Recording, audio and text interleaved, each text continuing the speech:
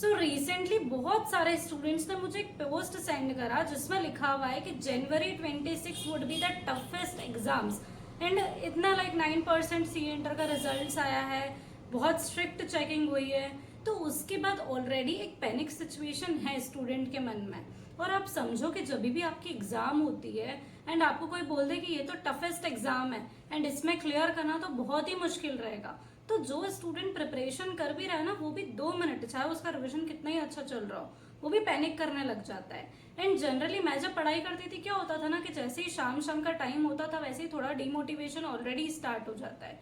और इस टाइम पर ऐसी बात करना कि यार जनवरी 26 टफेस्ट एग्जाम्स होगी, एक डाउट डाल देती है स्टूडेंट के मन में कि अब क्या मतलब है, जब आईसीआई को पास करना ही नहीं है तो फिर हमको एग्जाम देना लाइक बिठाई क्यों रहे हैं। आप सीधे से बोल दो ना कि आपको क्लियर नहीं करना है। और ऑलरेडी जो ऐसा रिजल्ट आया है जहाँ पे एमसीक्यूज में कुछ गड़बड़ हुई है, चेकिंग में कुछ ऐसी ऐसी वीडियोस आती रहती है, तो बहुत सारे स्टूडेंट्स के मन में एक डाउट क्रिएट हो जाता है कि अब आगे कैसे प्रिपरेशन करेंगे। सो फिलहाल मैंने तो पोस्ट चेक करी भी नहीं थी। सो मेंटोरशिप के जो स्टूडेंट्स है लाइक कंटिन्यूस एक ही एक फोटो आ रहा है मुझे, तो ये स्टूडेंट्स के मन में एक पैनिक क्रिएट कर रहा है। और मैं ऐसा नहीं बोल रही हूँ कि शायद पोस्ट जिसने सेंड करा है वो भी गलत है, जिसने अपलोड करा है वो अपनी जगह शायद सही होंगे और उन्होंने कुछ सोच समझ के पोस्ट अपलोड करा होगा, पर क्या वो इस पर गारंटी ले सकते हैं? क्या वो पेपर सेट कर रहे हैं? क्या जनवरी 26 का पेपर ऑलरेडी सेट हो चुका है? तो आप समझो एज अ स्टूडेंट पर्सपेक्टिव मैं आपको बताती हूँ कि एज अ क्रिएटर क्या पर्सपेक्टिव होता है किसी भी पोस्ट को अपलोड करने का। मैं पोस्ट के रेफरेंस में नहीं, जनरली बात कर रही हूँ। जब भी कोई वीडियो अपलोड होती है, कोई भी क्रिएटर करे वो चाहे, या फिर कोई पोस्ट अपलोड होता है, तो उसके पीछे मोस्ट ऑफ द क्रिएटर्स का एक व्यू पॉइंट रहता है व्यूज, स्टूडेंट्स अट्रैक्ट हो, जो भी आप प्रमोट करने आए हो उस पर ज्यादा से ज्यादा ऑडियंस जो है वो एनरोल करे उस चीज के लिए। तो सबसे प्रिलिमिनरी व्यू ये रहता है। सेकेंडरी क्या रहता है कि स्टूडेंट्स को भी वो पसंद आना चाहिए। पर कभी कभार कोई ऐसा जो टफेस्ट एग्जाम्स जैसे है, बहुत हार्ड होने वाली एग्जाम्स, पासिंग परसेंटेज लो रहने वाला है, इसके पीछे जनरली मेंटोर्स का जो टीचर्स है, फैकल्टीज, उनका दो पर्सपेक्टिव रहता है। एक तो डेफिनेटली कि यार उनका भी कुछ ना कुछ जो है वो फायदा होना चाहिए। सेकंड कि स्टूडेंट डर के मारे ही सही भले पर पढ़ने तो बैठे। पर जनरली मैं क्या समझती हूँ ना कि यार जब ऐसा कोई पोस्ट आता है तो डर के मारे पढ़ाई होती नहीं है, डर के मारे पढ़ाई और कम हो जाती है।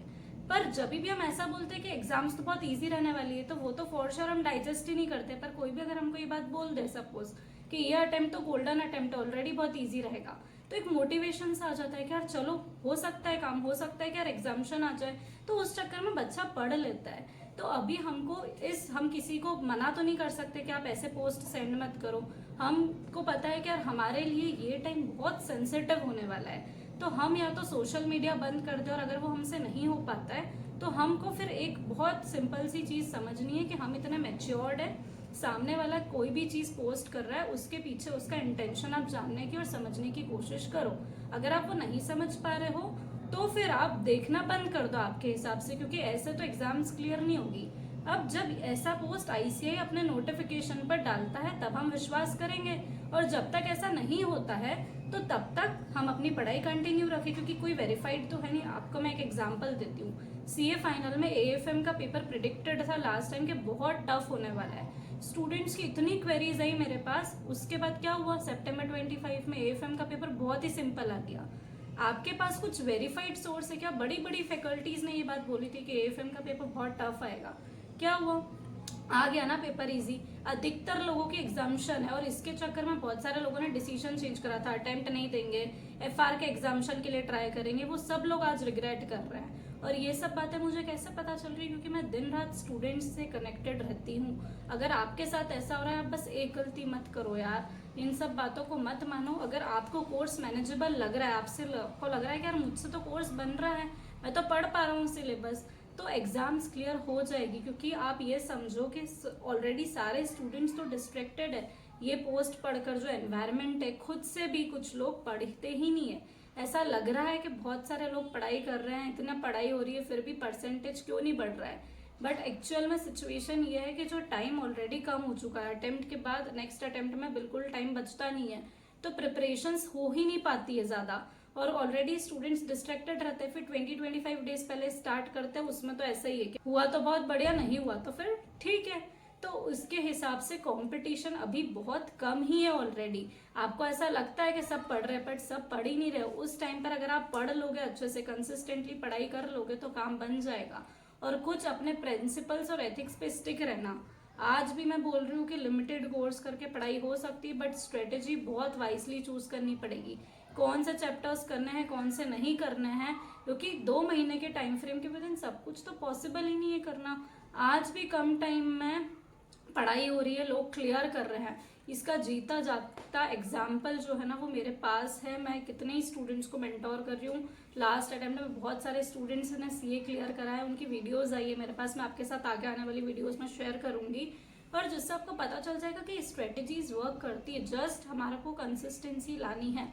अगर आपको लगता है कि आप इंटरनली ही लैक कर रहे हो, मोटिवेशन आपसे नहीं हो रही है, पढ़ाई आपको नहीं पता है, क्योंकि एक स्टूडेंट है ना, एनालिसिस नहीं कर सकता। आप पढ़ाई करोगे, आप पेपर का एनालिसिस करोगे, और अगर आपने करा भी सही, आई बेट आपका जो एनालिसिस का तरीका होगा वो बहुत अलग होगा।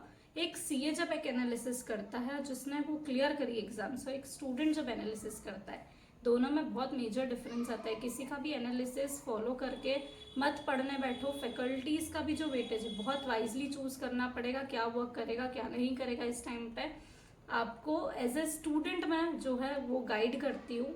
सो मैं जो भी बात रहती है ना, क्योंकि थोड़े टाइम पहले जस्ट मैं स्टूडेंट थी, और मेरा ऐसा था कि मैं बहुत कम टाइम में क्लियर करके सीए बनी हूँ, 40-45 डेज के विद इन। तो मुझे एग्जैक्टली पता है कि यार 2 महीने के विद इन जब अपने पास टाइम बचता है, तो क्या पढ़ना है, क्या चीजें करनी है। क्योंकि ज्यादा टाइम में पढ़ के सीए क्लियर करना और कम टाइम में पढ़ के वो स्ट्रेस हैंडल करके सीए क्लियर करना में बहुत डिफरेंस आ जाता है। तो मैं अपने आप को मानती हूँ कि मेरी इस चीज में एक्सपर्टीज है। अगर आप चाहते हो तो आप मुझसे कनेक्ट कर सकते हो, और अगर आपको कोई डाउट है तो आप कमेंट सेक्शन में भी पूछ सकते हो। लेकिन बस मेरी एक छोटी सी रिक्वेस्ट है कि आप ऐसे पोस्ट पर अपना टाइम वेस्ट ना करें, और ना ही अपना जो प्लान है उससे शिफ्ट हो, और ना ही कुछ सोचो, क्योंकि कुछ भी वेरीफाइड नहीं है। 10 चीजें आएगी एग्जाम से पहले, इंपॉर्टेंट क्वेश्चंस की लिस्ट, वीडियोस आएगी कि हार्ड होने वाली एग्जाम, तो सब चीजें होगी। अपने आप को बस अपने को काम रखना है, और एक ही चीज सोचनी है कि मेरी प्रिपरेशन में इतना दम होना चाहिए ना कि कैसा भी पेपर आ जाए, अगर पूरे एग्जाम हॉल में एक बच्चा भी क्लियर करेगा तो वो सिर्फ मैं रहूंगा। और प्रिपरेशंस के साथ साथ मैं अपना माइंडसेट स्ट्रॉन्ग रखूंगा। ये एग्जाम्स आपकी सिर्फ प्रिपरेशंस को टेस्ट नहीं करती है, हमेशा ध्यान रखना। ये आपके पेशेंस लेवल को जगह जगह पर चेक करेगी। और अगर आपने कहीं पर भी फेल हो गए, अगर आपने प्रिपरेशन में कुछ गड़बड़ कर दी, आपने 10 दिन पहले एग्जाम के गड़बड़ कर दी, आपने एग्जाम के 1.5 डे पहले भी कुछ गड़बड़ कर दी, या फिर आप 3 घंटे में पैनिक कर गए, तभी भी काम खराब हो जाएगा। आपको कंसिस्टेंटली अपने आप को मेंटेन करना है। सो आज की वीडियो अगर आपको पसंद आई हो तो वीडियो को लाइक करना ना भूले, चैनल को सब्सक्राइब करना ना भूले। So thank you so much for watching, bye.